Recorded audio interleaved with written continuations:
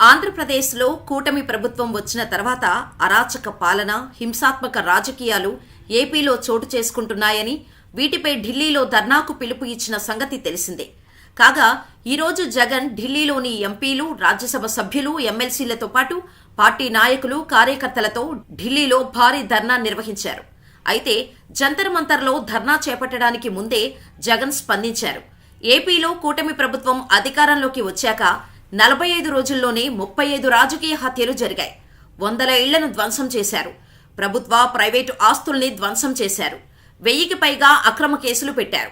గిట్టని వారి పంటలను కూడా నాశనం చేశారు. మా హయాంలో ఏనాడు ఇలాంటి దాడులు, దౌర్జన్యాల్ని ప్రోత్సహించలేదు. అసలు రాష్ట్రంలో ప్రజాస్వామ్యం ఉందా? ప్రజాస్వామ్యాన్ని ఖూనీ చేశారు. లోకేష్ రెడ్ బుక్ పేరుతో హోర్డింగ్లు పెట్టారు. తనకు నచ్చని వారిపై కక్ష సాధింపు చర్యలకు దిగుతున్నారు. ఏపీలో రాష్ట్రపతి పాలన విధించాలి. మీడియా, ప్రత్యేకించి జాతీయ మీడియా ఈ విషయాన్ని అందరి దృష్టికి తీసుకెళ్లి ప్రజాస్వామ్య పరిరక్షణకు కృషి చేయాలి అన్నారు జగన్. ఇదిలా ఉంటే వైసీపీ చేపట్టిన ధర్నాకు సమాజ్వాదీ పార్టీ వైఎస్ జగన్ ను కలిసి మద్దతు ప్రకటించింది. అఖిలేష్ యాదవ్ కూటమి ప్రభుత్వంపై విమర్శలు చేశారు.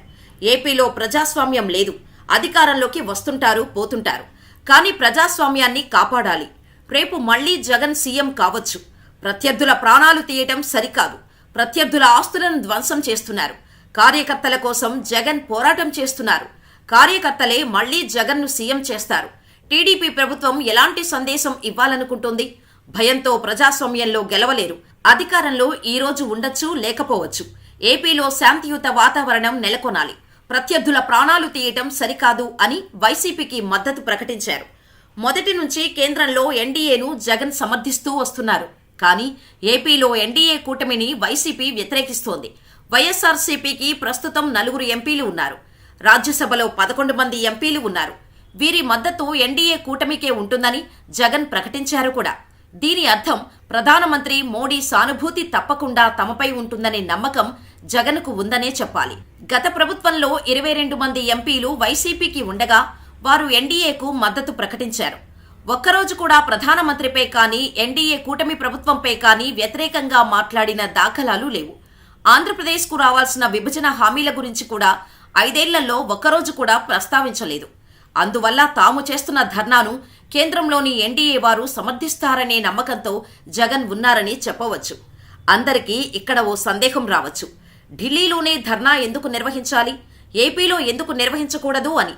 ఇక్కడే జగన్ చాలా తెలివిగా ఆలోచించారు. ఏపీలో ధర్నా నిర్వహిస్తే దేశమంతా తెలిసే అవకాశం ఉండదు. వారు అనుకున్నది జరిగే ఛాన్స్ కూడా లేదు. అందుకే జగన్ పార్లమెంటు సమావేశాలు మొదలవుతున్న సమయంలో వైసీపీ సత్తా చూపించాలనే ఆలోచనతో ఈ దారి ఎంచుకున్నారు. 11 మంది ఎమ్మెల్యేలతో ఏం సత్తా చూపిస్తారు అనుకోవచ్చు. వైసీపీ శాసనసభ ఎన్నికల్లో ఓటమి చెందిన 4 పార్లమెంటు సభ్యులు, 11 మంది రాజ్యసభ సభ్యులు, 45 మంది శాసనమండలి సభ్యులు ఉన్నారు. వీరితో కలిసి ఇతర పార్టీలకు చెందిన వారిని కలుపుకొని తమ సత్తా చూపేందుకు ఢిల్లీని వేదికగా చేసుకున్నారు జగన్. ఇలా చేయడం వల్ల పార్లమెంటు సమావేశాల సందర్భంగా దేశమంతా ఒక్కసారి వైఎస్ఆర్సీపీ వైపు చూసే విధంగా జగన్ ప్లాన్ చేసి ధర్నాకు పిలుపునిచ్చారు. అయితే జగన్ మొదటి 6 నెలల కాలం ఎటువంటి ఆందోళనలకు పిలుపు ఇవ్వకుండా ఉండాలని అనుకున్నారట. కానీ రాష్ట్రంలో హత్యలు, అత్యాచారాలు ఎక్కువయ్యాయని, పలువురు వైసీపీ కార్యకర్తలను నరికి చంపుతున్నారని తెలియచెప్పటం ద్వారా ప్రధాని దృష్టిని వాటిని తీసుకువెళ్లే ఆలోచనతో జగన్ ఈ ధర్నా నిర్వహించాడని చెప్పవచ్చు. కాగా మంగళవారం రాత్రి ఢిల్లీకి చేరుకున్న వైఎస్ జగన్మోహన్ రెడ్డి నేతలు ఇప్పటికే రాష్ట్రపతి, ప్రధాని, కేంద్ర హోంశాఖ మంత్రితో సహా కేంద్ర మంత్రుల అపాయింట్మెంట్ కోరారు. రాష్ట్రంలో 45 రోజులుగా కొనసాగుతున్న హింసాత్మక ఘటనలు, దాడులపై జగన్ వారికి ఫిర్యాదు చేయనున్నారు. ఇదిలా ఉంటే మొదటిసారిగా జగన్ ఢిల్లీ కేంద్రంగా ఆందోళనకు దిగారు. దీనిని ప్రధానమంత్రి కానీ, ఎన్డీఏ కూటమి కానీ సమర్థిస్తుందా లేదా అనేది ఆలోచించాల్సి ఉంది. ఎన్డీఏ కూటమికి వ్యతిరేకంగా ఎత్తిన జెండా కాబట్టి ఎట్టి పరిస్థితుల్లోనూ ధర్నా సక్సెస్ అయ్యే అవకాశాలు ఉంటాయా లేదా అనేది చూడాల్సి ఉంది. Today we stand before this country in the capital of our country. We stand before and we question whether democracy is prevalent or not. In our state, the state of Andhra Pradesh, where the very word democracy means equitable justice. And today in the state of Andhra Pradesh, you have a scenario where equitable justice is denied, where democracy stands limping. That is the plight.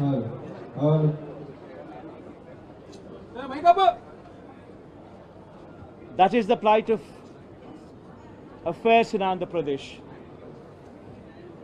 You have a government in place where within 45 days of coming into power, you have a situation where more than 30 people have been murdered, where you have more than 300 people on whom you have assaults taken place, which led to attempt of murder, where you have more than 560 properties, private properties vandalized, where you have more than 490 government properties also vandalized, where you also have more than 1,000 cases, where you have a situation of assaults taking place, private properties destroyed, people walking into the houses, destroying the properties within, where plantations have been destroyed. That is the plight of affairs in Andhra Pradesh. In fact, you have people like Chandrababu Naidu's son, Nara Lokesh, displaying a red book, where he displaying a red book is actually captured in the form of hoardings and displayed all over the state. And the contents in this red book are a list of officials, a list of politicians on whom they intend to take action, on whom they intend to assault. And this kind of hoardings, starting off with Chandrababu Naidu's son, blatantly being displayed all over the state in Andhra Pradesh, where you have a situation where you're giving instructions to the police that our people would vandalize, our people would kill, our people would assault, and there should be no action taken on them. When you have somebody like Nara Lokesh, Chandrababu Naidu's sons, holding this red book, and this red book being captured in the form of hoardings. Now think about what kind of message it is sending. Now he starts off with a red book at the state level. You have a similar kind of red books being displayed and vengeance being taken at everybody from the grassroots level, at the village level. Now this is the plight of affairs. Now I'd like to question one thing. Today they are in power, tomorrow we could come into power. Yesterday we were in power. But when we were in power, we had never propagated such kind of behavior. We have never encouraged people to take vengeance like this. We have never encouraged assaults. We have never encouraged private property being vandalized. We have never encouraged government property to be vandalized. We have never encouraged killings. But today the situation is different. Now if we don't question this, being part of democracy, then can you imagine the plight of democracy going forward? if this were to be encouraged. I urge the entire media, the national media especially, I also urge various parties who actually constitute democracy to have a look at these photographs what are displayed, to have a look at the video clippings which are being displayed. Have a look at them and then ask yourself, is this what we want from democracy? You have various photographs where tonight people are being hacked to death,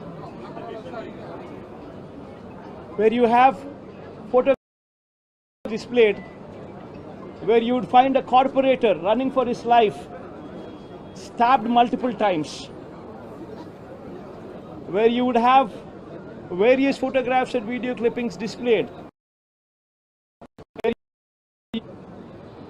An MP, a member of parliament, touring his own constituency, visits a house of another MP who's also stationed in the same constituency, his house being geared out, stones pelted, his cars demolished, his cars being burnt. These kind of video clippings and these kind of photographs are also being displayed. You would find various photographs where such ghastly incidents take place and where cops are mute spectators. In fact, the worst off thing is the cops foist false cases on the victims rather than sympathize with them. This is the plight of democracy.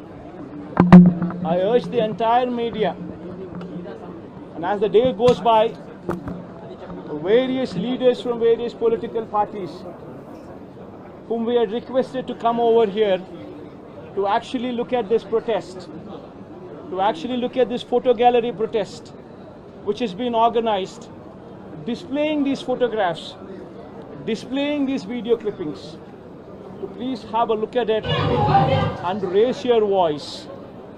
Because if we in democracy do not do this, then none can protect democracy. We would have to question the plight of democracy. If this were to be encouraged, what would be the plight of democracy going further? I request all of you to have a look at it. Question yourself, introspect yourself, and please take it up as an issue to question whether these kind of acts are to be permitted in a democracy or not. This is my humble request. I request all of you to have a look. I urge you, please have a look at them before you can speak of anything else. Mr. Reddy, there has been a... I think you can have a look at them.